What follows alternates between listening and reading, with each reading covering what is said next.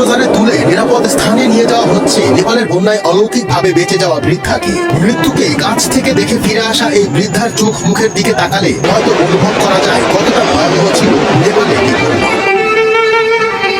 এদিকে ধেয়ে আসা বন্যার পানি 3 তলা বাড়ির ছাদ পর্যন্ত উঠে এসেছিল। মুহূর্তেই পাহাড় ধসে মাটির নিচে চাপা পড়েন। জীবন বাঁচাতে নেন ছাদে আশ্রয়। এর প্রায় 4 থেকে 5 ঘন্টা পর উদ্ধার কর্মীরা এসে উদ্ধার করে বলে জানান অলৌকিকভাবে বেঁচে যাওয়া কেশব প্রসাদ। বন্যার পানি আমার 3 তলা বাড়ির ছাদ পর্যন্ত উঠেছিল। পাহাড় ধসে মাটির নিচে চাপা পড়েন আমার স্ত্রী। জীবন বাঁচাতে আমরা ছাদে আশ্রয় নিই। প্রায় 4 থেকে 5 ঘন্টা পর হেলিকপ্টার এসে আমাদের উদ্ধার করে।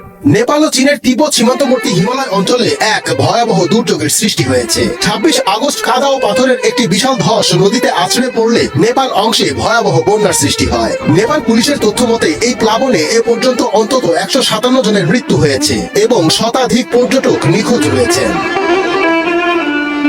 নেপালের প্রধানমন্ত্রী কার্যালয় জানিয়েছে দুর্যোগের পর থেকে মোট 484 জন পর্যটক নিখোঁজ রয়েছেন। এর মধ্যে 391 জন বিদেশি নাগরিক এবং 93 জন নেপালি। ক্ষতিগ্রস্ত এলাকাটি তিব্বতের কৈলাস মানস সরোবরের অত্যন্ত জনপ্রিয় একটি পথ। প্রতি বছর এই সময়ে ভারত সহ বিশ্বের বিভিন্ন প্রান্ত থেকে শত শত হিন্দু তীর্থযাত্রী এই পথ ব্যবহার করেন। নেপালি কর্মকর্তাদের প্রাথমিক প্রতিবেদনে ধারণা করা হচ্ছে অঞ্চলে সংঘটিত একটি ভূমিকম্পের কারণে হিমবাহের নিচের অংশ ধসে পড়ে এবং এর ফলেই এই মারাত্মক আকস্মিক বন্যার উৎপত্তি হয়।